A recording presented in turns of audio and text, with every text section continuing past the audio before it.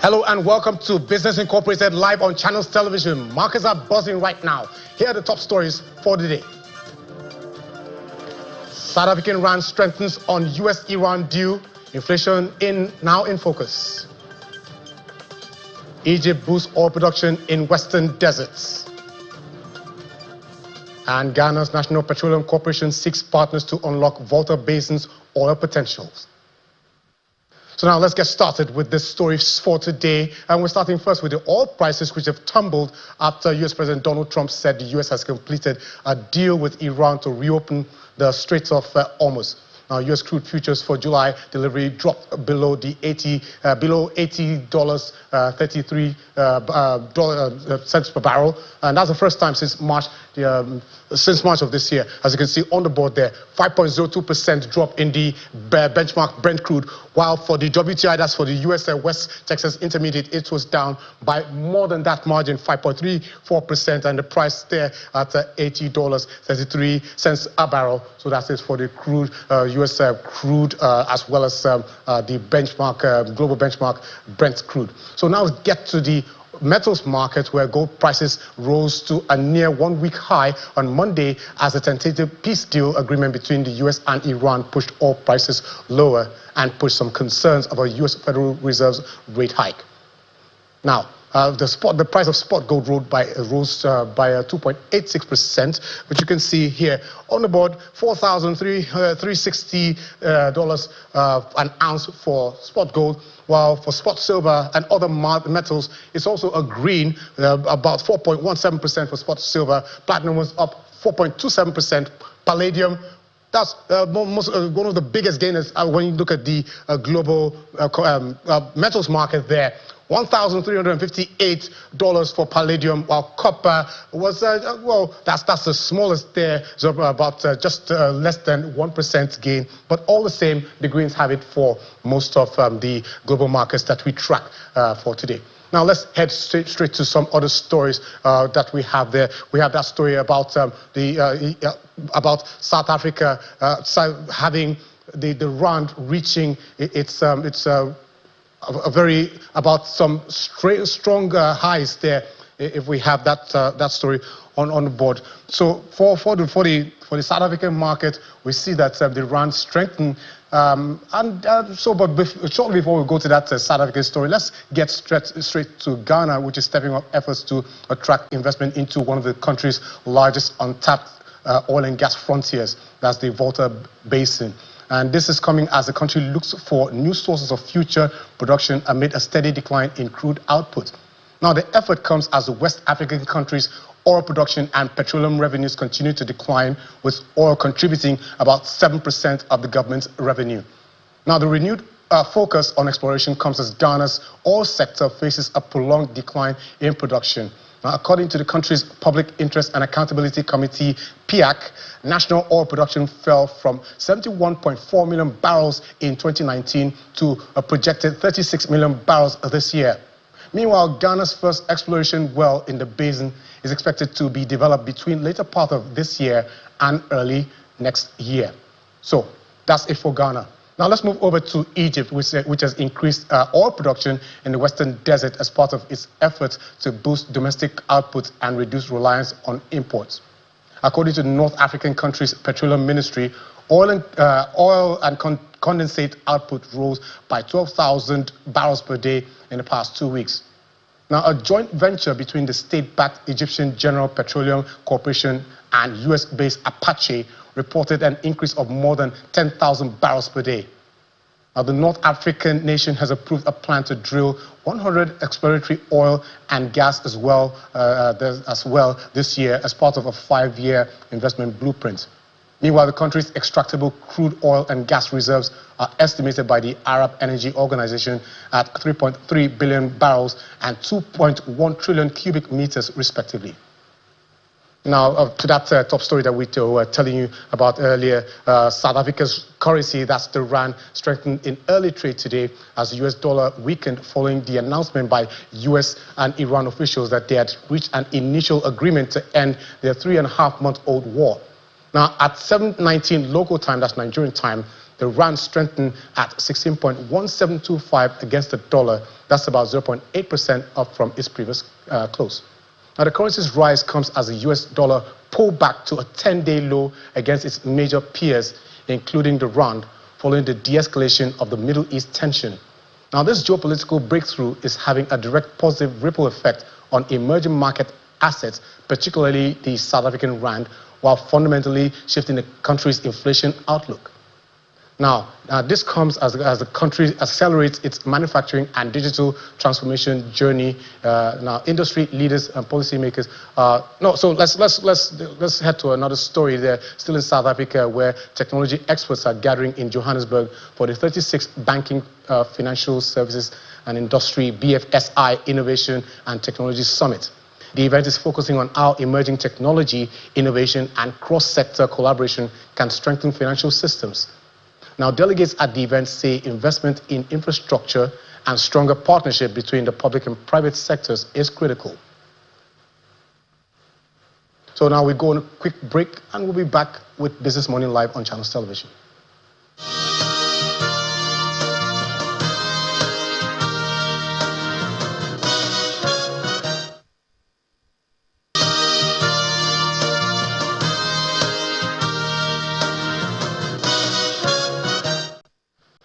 Welcome back. It's still Business Incorporated live on Channels Television. Now let's shift our attention to the markets, and we're starting from the home front within Africa here, where we see it's mostly positive trading, except for intraday market loss. That's for the domestic stock market here, a 0.32% pullback for the Nigeria Stock Exchange All-Share Index, and it's a pullback all the way from that 244,000 level which we saw sometime last week. So just about a thread pullback from on the market. But so far we'll be expecting that market will be closing in the green. But we'll have our analyst to talk more about the intraday market analysis. Now, for the Johannesburg Stock Exchange, it was a 2.75% increase, and this is riding on the back of that Iran-US breakthrough, the deal which is intended to end the 3.5 months old conflict between the two countries, which also affects some major markets around the world. And it's in between Iran's nuclear deal as well as the opening of the Strait of Hormuz. So the markets have been reacting. Most of the markets are in the green. We can have a look there. The EGX 30, 0.46% at intraday, 52,234.80. While on Friday, the Nairobi Stock Exchange All-Share Index was in the red, 0.12% at 208.79 for the market's benchmark index. Now let's move to other side of the market. We see for the Middle Eastern market, wow, that's a very massive rally for the Dubai index, 3.84%, 5,945.04, almost to the 6,000 level, as you can see on the board there. While the Abu Dhabi index, 2.72%, towing the path of its brother here, the Middle Eastern markets that within the United Arab Emirates, 10,553.75. Now let's look at the other markets for Saudi Arabia as well as Qatari Stock Exchange in the green. Just a mile. This was at intraday, so the market must have changed from that number. But the last track was 0.03% at intraday for the Tadawul, that's Saudi Arabia's stock market, while the Qatari Stock Exchange was up 0.89%, 10,553.75 for the market index within the Middle Eastern region. Now let's look at the other markets that we are tracking for the world's biggest economy, the U.S. market. 2:30 opening bell, but the stock futures were very much in the green, particularly NASDAQ. Last week we saw that SpaceX IPO, which was a blowout for its debut on the NASDAQ market. So SpaceX actually added about 6% earlier, which is after that IPO that we saw on Friday, 2.09% ahead of the opening bell, 30,281.50. While the S&P 500, 1.28%, 7,530.50. And for the Dow Jones Industrial Average, where we have all the industrials there, 0.89%, 51,681.00 for the markets there. And finally, for the Asian markets, we see that the Asian markets very much in the green. Now, the Nikkei, all the way from 40,000, 50,000, 60,000, and now almost touching the 70,000 level at for Monday's close.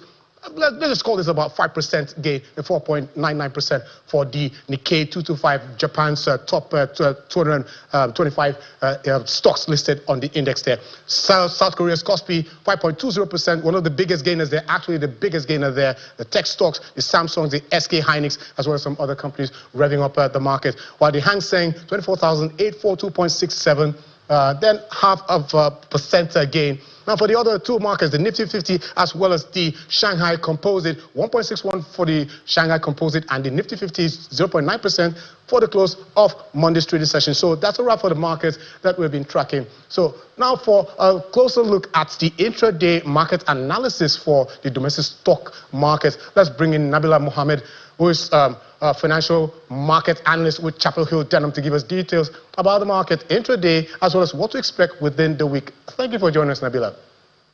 Thank you for having me. Good afternoon. Okay, so now we saw 4 trading days last week. Last week we also celebrated that the Democracy Day. Now, when you talk about democracy, the Democracy Week, which we're still commemorating, but how did the market perform last week, and what were the sentiments that really affected the market's week performance on the 4-day trading session?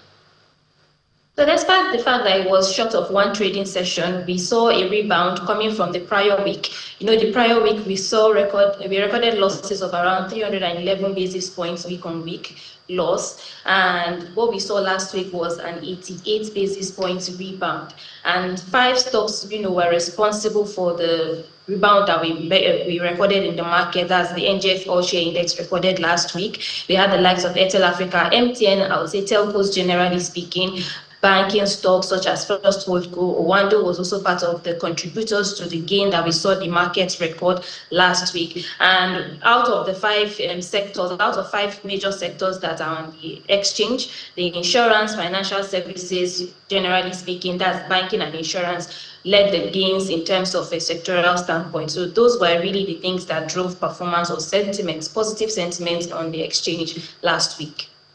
Okay, so that's last week. Let's talk about this week. But to be precise, intraday, inflation number for the month of May are just about some few minutes, if not more than an hour ahead. So how are the markets, reacting or trading at intraday, and what's driving the sentiment as we speak? Intraday, the market is already down around 56 basis points, and all the sectors, as the 5 sectors, insurance, oil and gas, banking, consumer goods, as well as industrials, are all down, with the most being the oil and gas sector. And it's largely because we have seen this particular deal that you mentioned in your opening around the US-Iran war that has resulted in a stop in the war that is ongoing. So that it has trickled into the oil and gas stocks, because it means that there will be lower crude oil prices, and that may not necessarily translate or be a supporting factor for performance. It is now based on the volumes and not necessarily the price globally. So we've seen a bit of sell-offs in the likes of Aradel, Seplat, Owando, and we're seeing the entire sector, that's the oil and gas sector, down around 3.38% intraday. Some things may still happen because we are still going to close, the market's still going to close much later around 4, so some trades can still go through that may reduce that level of loss. But right now, what we're seeing is profit-taking activities play out largely in the oil and gas space, and it's because of this news around the peace deal between US-Iran that has already crashed global crude oil prices generally. Okay, so Nabila, finally, Q2 is almost over. The results, I think, earnings season is over, and we're almost heading into the 3rd quarter in a couple of days from now. So, what will be the expectation for the market in the ongoing this week? What will be driving investor sentiment? What will be the catalyst? So it will be based on specific stocks, but before I speak about the specific stocks and their performance, let me talk about the fact that we're expecting dividend payments, particularly from Seplat this week. In total, the dividends that we're expecting to be paid into the market is around 82 billion naira, and investors can, of course, use these funds and reinvest them in fundamentally sound stocks. We're also expecting the release of Aradel's results, that's financial results, audited results for full year 2025, which promises to see the consolidation of all its recent acquisitions. I believe that should support market rally for that particular stock in this week as well as coming weeks. We've also seen we also saw some results from FCMB last week. That's the Q1 26 results and full year 2025 results, and they were very good in terms of performance. And as a result, we saw the stock gain last week, week on week. That should also play out or continue the momentum this week when we see the stock, just continue to gain traction. And again, there are still some level of dividends that are going to be expected beyond this week alone, and that would also form or shape market sentiment in the near term. However, in general, for the quarter, that's Q2 2026, we understand that April is the month that has really lifted the entire of Q2's performance, because it came in very strong at 20.36% just in April alone. But we've seen the lackluster performance in May, which is around 3.4%, and June, of course, hasn't really been relatively strong. So it just means that we are likely going to rely more on the gains that were previously recorded in the month of April for the entire quarter. Nebula, for me, I just want to see the market return to that strong rally. We're thinking that the market would head into the 300,000 points, but lo and behold, it has even gone below 250,000. But we'll keep our optimism on the positive path as the market progresses. Thank you so much for your time on the show. Thank you for having me. Okay, so now let's turn attention to Berlin for a look at how European markets are trading. Now, DW correspondent Chiponda Chimbelu has an update on the latest developments. Now, Chiponda, how have European markets opened this week?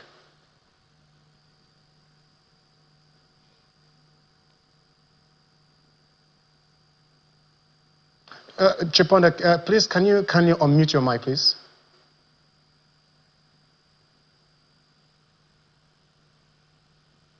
Hello, Chiponda. Please kindly unmute your mic, please. Yes, can you hear me now? Yes, I can hear you. Okay, so excellent. Now, Excellent. I was just saying, Anyete, that the Pan-European Stock 600 hit a record high today.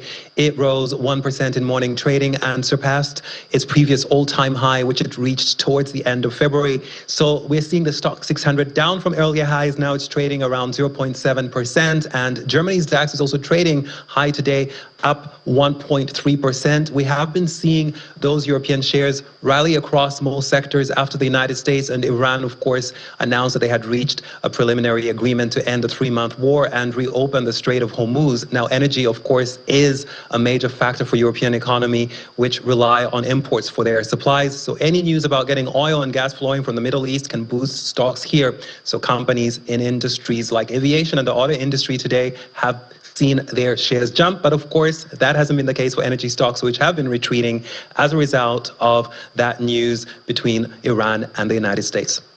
Okay, so now, Chiponda, to another topic. European politicians have voiced concerns after US AI firm Anthropic said it had been ordered by the Trump administration to block foreign nationals from accessing the latest version of its Claude AI model. Now, Chiponda, what have European politicians been saying, and what's driving their concerns? And you say that for European leaders, this is another reminder that the EU is way too reliant on technology from the United States. It shows that Europeans can be easily cut off from a service. Now, the US government, of course, did order Anthropic to block its most advanced models, so Fable and Mythos, over national security concerns. And of course, whether there are actually national security concerns is something that is unclear for now. That is, of course, because there has been a row between the Trump administration and Anthropic. But because of a US government decision, European consumers are caught in the middle, much like the rest of the world. And it's a big reminder that Europe needs to have its own alternatives to such services. So what we have been hearing from the politicians here, politicians of different stripe, is them calling for the European Union to be doing more so that the bloc, of course, becomes independent of technology made in the US. Okay, so now, Chiponda, you talked about that independence. Can Europe be less dependent on US technology? Well, realistically, it is highly unlikely that the EU will be reducing its dependence on US technology anytime soon, at least to a degree that actually matters. Because right now, around 80% of digital technologies here in Europe are imported. 70% of the EU's cloud service providers are from the United States. And if we look at the dominant companies in technology globally, only 4 of the 50 biggest tech companies in the world are European. And this is why perhaps critics have also been critical of a new plan that also plans to invest more in technology from the European Union.